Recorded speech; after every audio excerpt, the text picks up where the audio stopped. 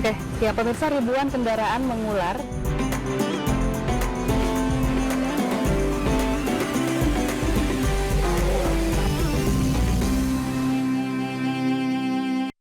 Acara ini dipersembahkan oleh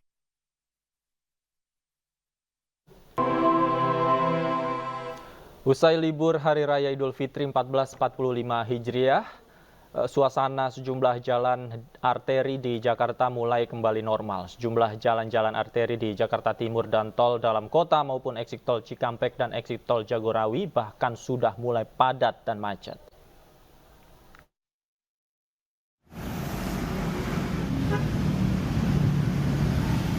Lalu lintas di beberapa jalan arteri Jakarta Timur yang beberapa hari lalu lengang karena libur hari raya, pagi ini kembali ramai dan macet pasca libur lebaran. Seperti di Jalan Matraman Raya, dari arah Kampung Melayu menuju Salemba maupun sebaliknya ramai lancar kendaraan bermotor. Kepadatan kendaraan terjadi di Jalan Gusti Ngurah Rai hingga Cipinang Raya menuju Jatinegara, namun sebaliknya ramai lancar. Sementara itu, Jalan Ahmad Yani dan DI Panjaitan baik dari arah Cempaka Putih menuju Cawang ramai lancar. Kemacetan terjadi di Jalan Basuki Rahmat Underpass Pasar Gembrong dari arah Pondok Bambu menuju Kasablanka, namun sebaliknya lancar. Jalan Kalimalang mulai dari Pangkalan Jati menuju Cawang ramai lancar. Namun di pintu air Gudang Seng, kemacetan mulai terjadi dan didominasi sepeda motor. Masih terdapat sejumlah pemudik sepeda motor maupun mobil yang balik dari kampung halaman, namun arah sebaliknya lengang. Pemirsa, lalu lintas di gerbang tol Cikampek Utama Karawang, Jawa Barat terpantau ramai lancar. Petugas pun resmi menghentikan sistem one way atau satu arah. Sistem satu arah telah diberhentikan sejak pukul 8 pagi tadi. Kini lalu lintas di sekitar gerbang tol Cikampek Utama ramai lancar di kedua arahnya, baik arah menuju Jakarta maupun sebaliknya. Kondisi ini menunjukkan bahwa sebagian besar pemudik sudah kembali ke Jakarta dan sekitarnya. Namun sistem kontraflow masih berlangsung mulai dari kilometer 70 hingga kilometer 47 tol Jakarta Cikampek.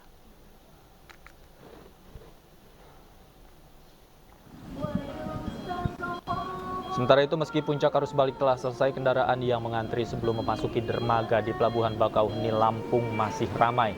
Kendaraan roda 4, roda 2, dan bus pengangkut penumpang ini hendak menyeberang menuju Pulau Jawa.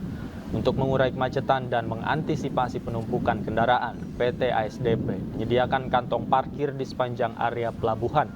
PT ASDP Bakauheni juga menyediakan 2 pelabuhan tambahan, yaitu Pelabuhan Panjang untuk kendaraan roda 4 dan roda 2 tujuan Ciwandan, Cilegon, Banten. Lalu Pelabuhan Bandar Bakau Jaya untuk truk besar pengangkut logistik dan sembako tujuan Tanjung Priuk, Jakarta Utara.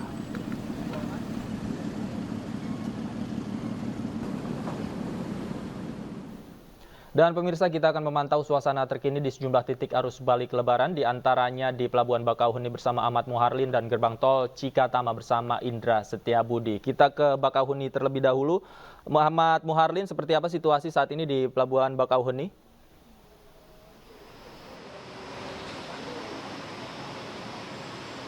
Tapi meskipun masa arus balik telah selesai, namun kepadatan dan juga antrian masih terlihat di Pelabuhan Bakauheni Lampung. Sejumlah kendaraan yang didominasi oleh kendaraan roda 4, roda 2, dan bus-bus pengangkut penumpang ini masih terlihat memadati antrian yang akan dari mana mereka ini pemudik yang akan melakukan penyeberangan dari Pulau Sumatera yang akan menuju ke Pulau Jawa. Namun kondisi ini masih bersifat situasional, di mana berdasarkan pantauan kami sejak pagi tadi sampai dengan sore hari ini keadaan masih terpantau lengang di pagi hari sampai menuju jam 12 siang. Namun untuk sore sampai dengan ke malam hari seperti pada hari kemarin, kendaraan mulai perlahan memadati area Pelabuhan Bakauheni Lampung, yang dimana sebanyak sudah 50% begitu dari kendaraan-kendaraan yang telah melakukan perjalanan mudik melewati Pelabuhan Bakauheni Lampung ini sudah meninggalkan wilayah Sumatera untuk kembali ke Pulau Jawa.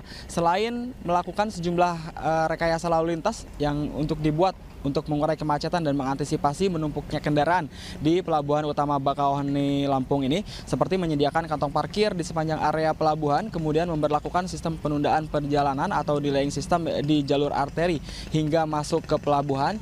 PT ASDP Bakauheni Lampung juga menyediakan 2 pelabuhan tambahan baru, yaitu Pelabuhan Panjang yang diperuntukkan untuk roda 4 dan juga roda 2 dengan tujuan Pelabuhan Ciwandan, lalu Pelabuhan Bandar Bakau Jaya yang diperuntukkan untuk truk besar pengangkut logistik dan sembako tujuan Pelabuhan Tanjung Priok. Selama periode arus balik tahun ini, PT ASDP Ferry Indonesia menerapkan kebijakan khusus bagi para pengguna jasa yang telah memiliki tiket sejak jauh-jauh hari, ini untuk jalur penyeberangan Merak Bakauheni dan Ketapang Gilimanuk, yakni menghapus pemberlakuan tiket kadaluarsa yang berlaku 24 jam sejak para pemudik masuk melakukan check-in begitu di pelabuhan. Jadi bagi para pemudik ini, bagi Anda tidak perlu khawatir khawatir tiketnya hangus begitu, yang sempat mengalami kemacetan serta antrian menuju pintu masuk ke kapal. Hal ini sebagai antisipasi dari PT ASDP untuk atas ketidaknyamanan para pemudik yang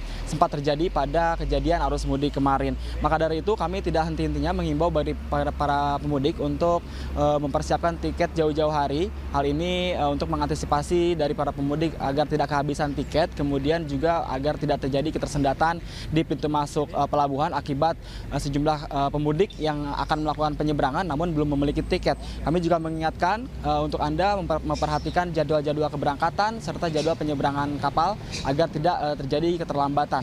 Davi. Baik, dari Bakauheni kita akan pantau situasi terkini di gerbang tol Cikatama bersama Indra Setiabudi. Indra, seperti apa situasi saat ini di Cikatama?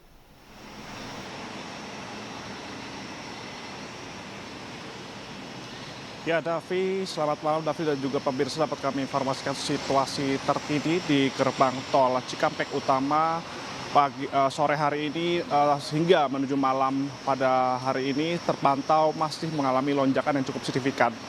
Meskipun puncak arus balik 2024 telah berakhir pada tanggal 15 April 2024 kemarin, dan yang mana tadi terpantau dari sore hingga malam hari ini sempat mengalami kepadatan mencapai mengular 20 km ke belakang untuk memasuki atau di gerbang tol Cikampek Utama ini. Namun kepadatan ini tidak berlangsung lama, Davi dan juga pemirsa, dikarenakan kepadatan ini hanya proses pembayaran tol yang sedang berlangsung dan mengantri untuk melewati gerbang tol Cikampek Utama.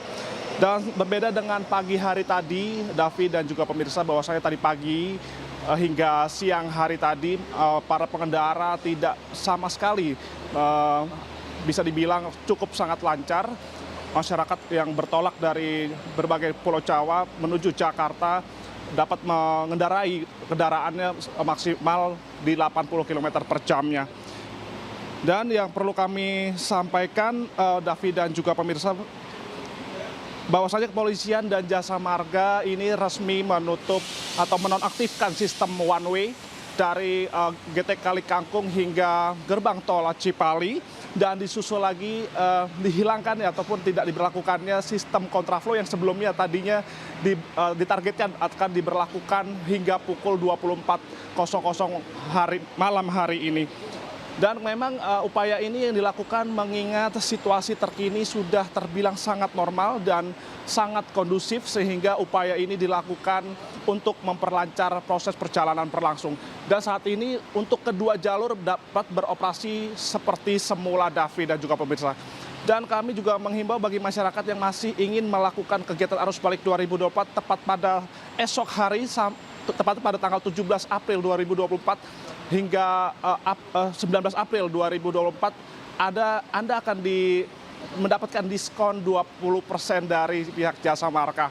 Dan bagi Anda yang akan hendak bermudik ataupun melakukan kilas balik 2024, pastikan kendaraan Anda dalam keadaan fit dan Anda juga dalam keadaan sehat, dan pastikan keterisian BBM dan saldo e-tol Anda tercukupi demi melancarkan proses perjalanan Anda selama proses perjalanan berlangsung. Davi. Baik, terima kasih Indra Setiabudi melaporkan langsung dari gerbang tol Cikatama. Sebelumnya ada Ahmad Muharlin dari Pelabuhan Bakauheni, Lampung. Selamat bertugas kembali rekan-rekan.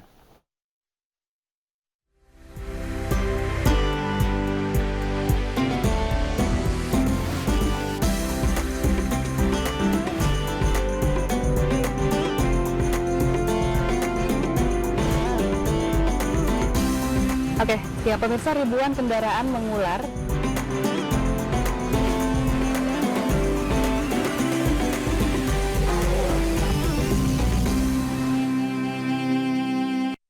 Acara ini dipersembahkan oleh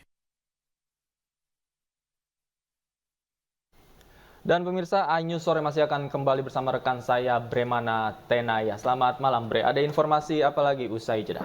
Ya, Davi, setelah jeda ini akan ada informasi terkait dengan tim hukum Ganjar Mahfud yang dalam dokumen kesimpulannya menerangkan terdapat 5 kategori pelanggaran Pilpres 2024, termasuk pelanggaran etika yang terjadi kasat mata. Selengkapnya usai jeda.